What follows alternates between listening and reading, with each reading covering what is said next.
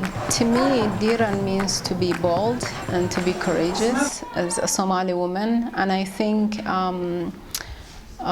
just being a Somali woman means that we are Dhiiran because the experience of the Somali woman, and day in and day out, the daily experience of the Somali woman requires that we are bold and that we are courageous in overcoming so many obstacles and barriers to our development in so many areas and to our aspirations. And Dhiiran is important to me because it creates a space for women that doesn't usually exist in our society.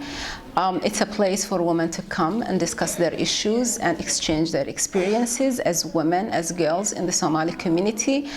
It provides them a platform to voice their concerns about issues that pertain to them on a daily basis. And it's also a place where women can encourage each other, that they can go for whatever that they want to go for in life, and that they can dream, and that their dreams are valid. As a young working Somali woman, honestly, I feel empowered in my in my professional space as a working woman.